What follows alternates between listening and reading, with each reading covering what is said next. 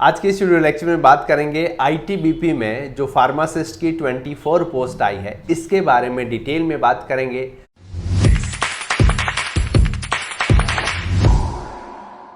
Sir इसके लिए physical efficiency test में क्या क्या चाहिए, कितनी हाइट चाहिए, क्या क्या रिक्वायरमेंट है, पूरी डिटेल में बात करेंगे।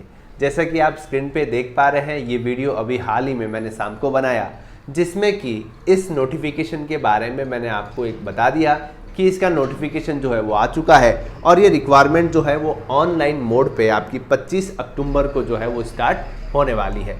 तो इसके बाद मैंने आपको बताया था एक पूरा डिटेल वीडियो बनाऊंगा जिसमें कि इसकी ऑफिशियल वेबसाइट पे है ना एएसआई फार्मासिस्ट का जो रिक्वायरमेंट है उसको देखकर हम बात करेंगे कि सर इसमें क्या क्या एलिजिबिलिटी प्रॉपर वे में चाहिए, क्योंकि उस नोटिफिकेशन अभी यही लिखा हुआ है कि वैकेंसी जो है आने वाली है।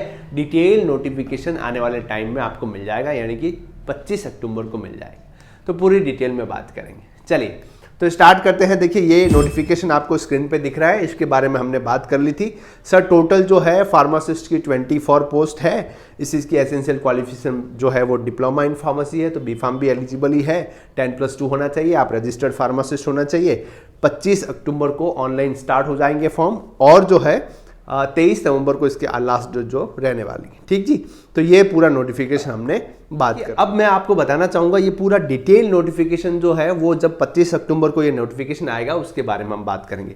बट पहले हम कैसे पता लगाएं सर इसके लिए क्या क्या फिजिकल स्टैंडर्ड जो है वो रहने वाला है। बेसिकली सर इसमें सिलेक्शन प्रोसेस क्या रहता है, क्योंकि देखिए अदर एग्जाम की अगर मैं बात करूं तो उसमें तो क्या होता है, आपका रिटन टेस्ट हो गया और फिर आपका डॉक्यूमेंट वेरिफिकेशन या फिर इंटरव्यू होके आपका सिलेक्शन हो जाता है। बट हम मैं पैरामिलिट्री फोर्सेस की बात करूँ है ना, जितने भी आपकी पैरामिलिट्री फोर्सेस है, जैसे कि आपकी बीएसएफ हो गई जिसमें कि एएसआई फार्मासिस्ट की वैकेंसी आती है।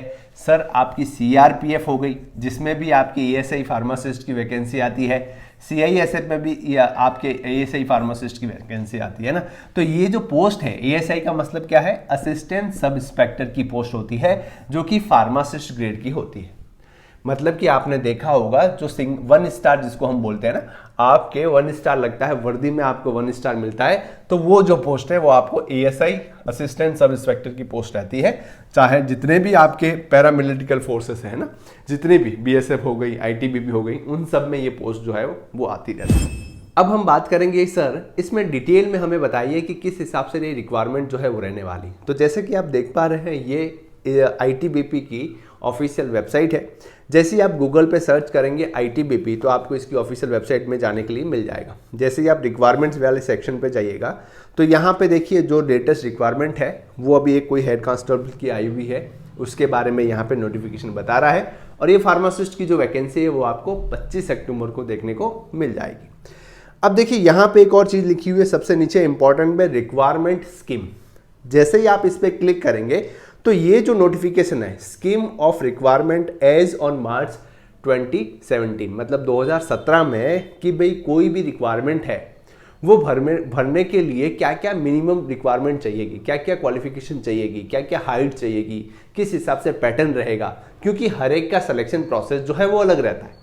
हेड कांस्टेबल का अलग रहता है, एएसआई फार्मासिस्ट का अलग रहता है, एएसआई स्टाफ नर्स का अलग रहता है। ठीक है जी, तो ऐसे ऐसे अलग अलग रहते हैं, तो इसके बारे में हम बात करेंगे।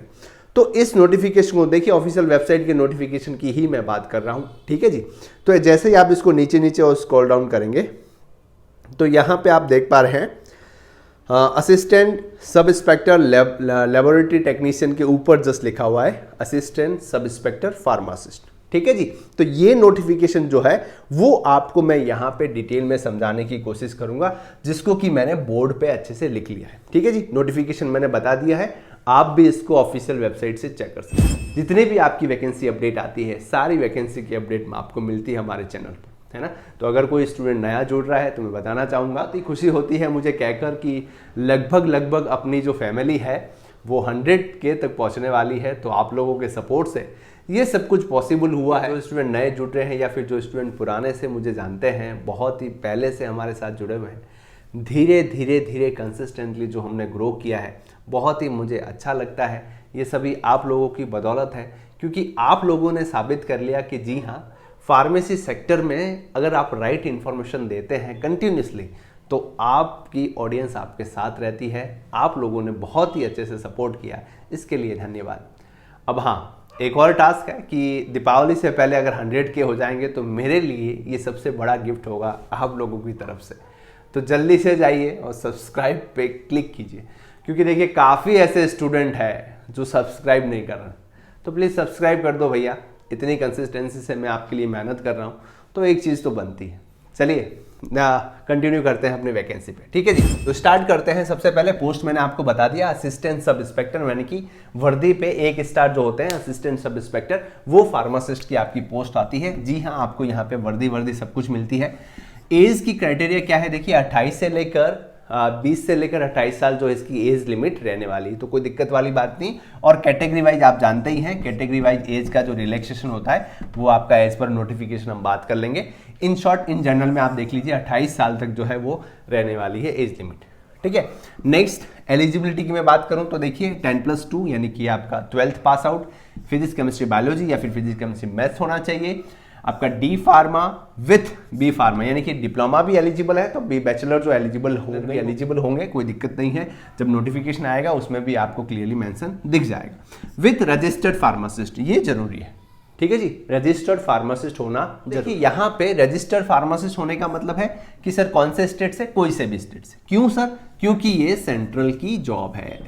जब कभी भी हम सेंट्रल गवर्नमेंट की बात करते हैं, यहाँ पे ऑल ओवर इंडिया के रजिस्टर्ड फार्मासिस्ट एलिजिबल होते हैं, ठीक है। आप कोई भी स्टेट से बिलोंग करते हैं, कोई दिक्कत वाली बात नहीं है।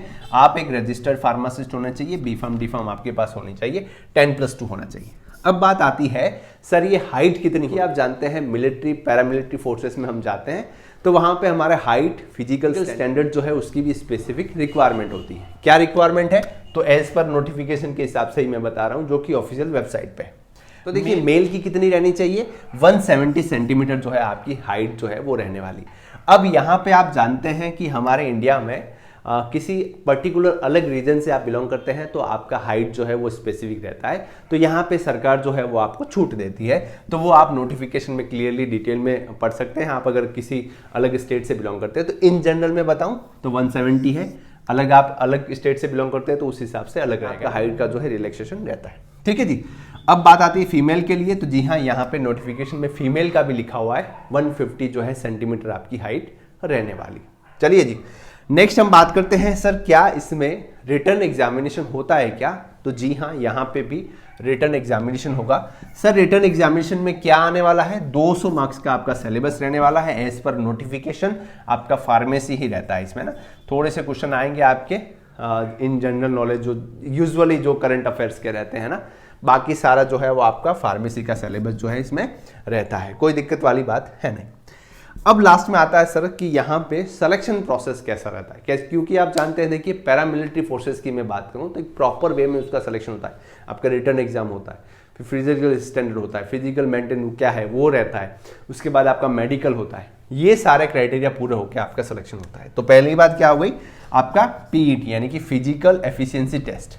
तो अब इस नोटिफिकेशन की मैं बात करूं तो यहाँ पे फिजिकल एफिशिएंसी टेस्ट का कुछ लिखा हुआ नहीं है, बट जब नोटिफिकेशन आएगा ऑफिशियल, कब आएगा सर, 25 अक्टूबर को इसका नोटिफिकेशन आने वाला है, तब हम बात कर लेंगे किसका पूरी डिटेल में किस हिसाब से रहने वाला है। फिजिकल स्टैंडर्ड मैंने बता ही दिया, हाइट वाइट क्या चाहिए वो आप जानते ही हैं। नेक्स्ट फिर रिटर्न एग्जामिनेशन है आपका, फिर आपका वेरिफिकेशन ऑफ डॉक्यूमेंटेशन है, प्रैक्टिकल टेस्ट है जिसमें कि जनरल एक्टिविटी रहती है, और लास्ट में आपका मेडिकल एग्जामिनेशन जो है वो रहने वाला है, ठीक है। लास्ट में आप जानते हैं कोई भी आप गवर्नमेंट जॉब करेंगे आपका मेडिकल टेस्ट जो रहता ही रहता है, बट यहाँ पे जब आप पैरामिलिट्री फोर्सेस में जा रहे हैं तो आपका मेडिकल टेस्ट जो है वो एक अच्छे लेवल का रहता है, ठीक है जी।